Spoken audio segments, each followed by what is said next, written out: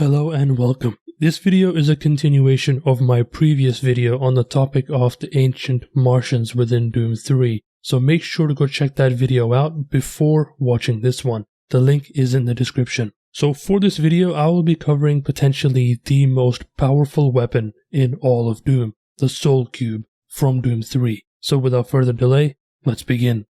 So let's start the video off with the main question. What exactly is the Soul Cube? Well, the Soul Cube is a weapon that was created by the ancient Martians using an unknown ritual that can only be described as magic. This weapon was created when the ancient Martians were locked in a great war against the demons, because these demons were effectively wiping out their entire civilization. Before their demise, the Martians held their own extremely well and managed to document almost every intricate detail about themselves, their history, and their knowledge. They conducted expeditions deep within the realm of hell to better understand the demons. They managed to document almost everything about the demons, their varieties, and all of the powerful artifacts they possessed. As their civilization was dwindling in their numbers, the remaining survivors all came together and sacrificed their lives in order to fuse their essences and were placed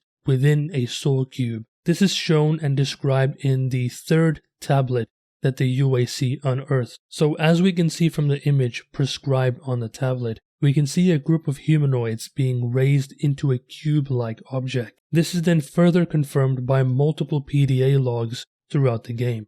So now that we know what the Soul Cube is, the next question is, what was it used for? This is explained on the fourth tablet, which is where the story gets much more interesting. So throughout the ancient Martian history, they spoke of an individual who they referred to as their mightiest warrior, the Martian hero. This hero took the Soul Cube and single-handedly fought off hordes of demons alone. He drove the demons back through the gates of oblivion and sealed it. Now within the lore of Doom 3, it is believed that this hero died after winning the war. This is because the site in which all four of these tablets and the Soul Cube were discovered also housed a massive sealed coffin. This area is known as the Chamber of the Hero. Now as we can see from the tablet, the image very closely resembles the cover art of classic Doom, and it was very heavily implied that this Martian hero was Doom Guy himself, obviously with his face not showing because the writers wanted to keep some level of mysticism, and I'm glad they did. Now, because the Soul Cube is considered one of, if not the most powerful weapon, it was the only weapon capable of destroying Hell's mightiest warrior, the Cyber Demon. This Cyber Demon was strong enough to take BFG shots and not be affected. Now, while that is mainly from a gameplay perspective, there are PDA logs and the cinematic where you get the Soul Cube that confirms that this weapon is the only thing capable of defeating the Cyber Demon. Therefore, this part of the lore is absolutely valid. Now, just before the events of Doom 3, or at least the main campaign, Betruger knew about the Soul Cube and its history of how the ancient Martian hero single-handedly defeated the demons and drove them back. At that time, Betruger was planning on opening the portal to Hell again and letting the demons invade again. This time, however, they did not want the Soul Cube anywhere near them. So just before the invasion begins, Betruger goes through the Delta Labs teleporter with the Soul Cube and hides this powerful weapon within the realm of Hell. So now, the UAC has no idea of the invasion that's coming, and they don't have any weapons strong enough at their disposal. This is why throughout the events of Doom 3, the invasion wipes out every single inhabitant, as far as we know, within the UAC, except for the Doom Marine, of course.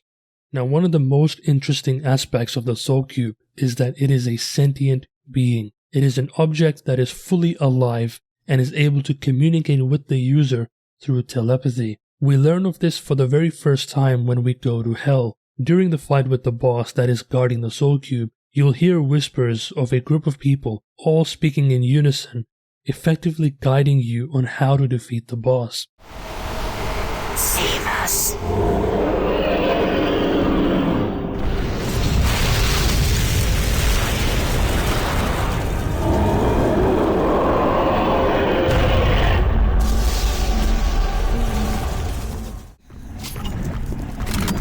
Destroy the Seekers, and the Guardian becomes vulnerable. Once you defeat the boss, the Soul Cube then speaks to you and tells you what it is and how it functions. It's one of, if not my most favorite part out of every single Doom game. We are many. We are one. We are the Brilliant Thor. You know us as the Soul Cube. Free us from our eternal prison, and we will help you. Vanquish our enemies, and we grow stronger. Listen for our call, and then free us to smite down the evil.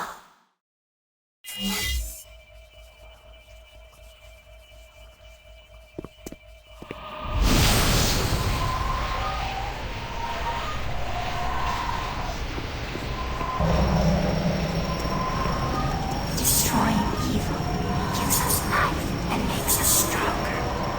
Unleash us when you hear our call. We will pass the life force of those we slay to you.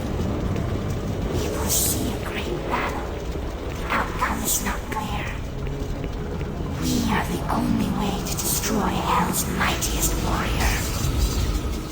If you've watched my previous video, then you'll know that my theory is that the Praelian Thors were the engineers, the priests, or the mages of the ancient Martian civilization. The fact that the Soul Cube refers to itself as we instead of me or I further reinforces the concept that multiple Martians gave their lives in order to merge their souls to give life to this weapon. There's one other thing that not that many people noticed. See, in the ancient Martian lore, it is very, very heavily implied that humans within Doom 3 are direct descendants of the ancient Martian civilization. And if you've noticed, the Soul Cube speaks to you in English, or basically the Doom Marines' native language. Now, how can a race that used to exist millions of years ago speak the same language? That's because they are one in the same. So yeah, how amazing is that? This is why I love Doom 3's and its story. The attention to detail is truly incredible.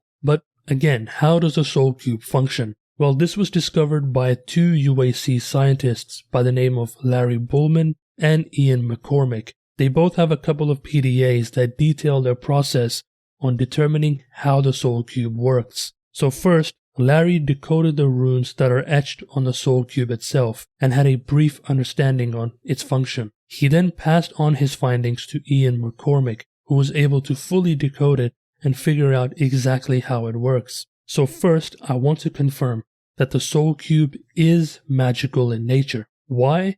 Well, as described in Ian's log, the combined consciousness within the Soul Cube must sense the death of 5 enemies, or specifically 5 demons. Once again, it will notify the user through telepathy that it is ready to be unleashed, with the very iconic line, which is another one of my most favorite parts in all of Doom.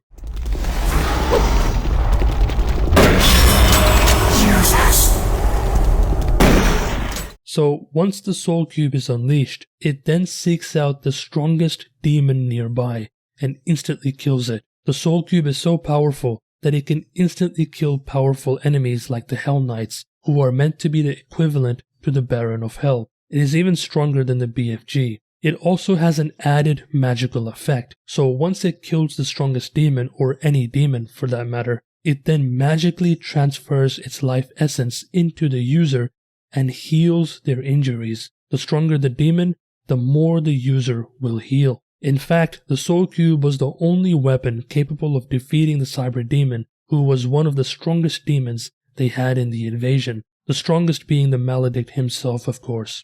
So now I want to talk about some of the most interesting trivia and details about the Soul Cube that people may not know of. So first of all, the Soul Cube will not attack any human. It will only seek out demons or demonified humans. This is possibly due to 2 reasons. First, we know that the Soul Cube houses the souls of the ancient Martians, and it is all but confirmed that humans are the descendants of the Martians. Therefore, they will not attack their own kind. Secondly, the Soul Cube was specifically designed to kill demons. That was its only purpose. Secondly, the UAC were unable to determine what material it is made of, and how much it weighs. This is because the Soul Cube is immune to all forms of radiation scans, like X-rays or gamma waves. This makes it very difficult to know what material it is made of, but we do know that the Soul Cube is immune to conventional forms of damage, at least based on the tests that the UAC conducted. So the Soul Cube maintains a constant temperature of 98.8 degrees Fahrenheit. Now, just in case you don't know, the average temperature of a human's body is exactly the same. It was also impossible for the UAC to determine its mass or weight because the Soul Cube levitates. Now, since it's not affected by gravity, it's impossible to determine how heavy the object is. But based on the Easter eggs within Doom 2016 and Doom Eternal, we can kind of guess that it does have some level of weight behind it, but only when the Soul Cube is inactive. Finally, the UAC assigned the Soul Cube the designation U1. Why? I don't really know. Maybe the U stands for uncovered, but I'm not really sure. But what is extremely interesting is that in Doom 2016, the Slayer's armor, or at least his statue, within Samuel Hayden's office, is assigned the designation U2. This potentially means that within Doom 2016 or the modern Doomverse, the Soul Cube does have an actual designation, more than likely being the same one, U1. Anyways, if you enjoyed this video, make sure to leave a like and a comment down below. Make sure to subscribe to see more lore videos, and not only that, I have plenty more videos planned for the future, including a lot of reviews and other opinion pieces. And as always, I will see you in the next video.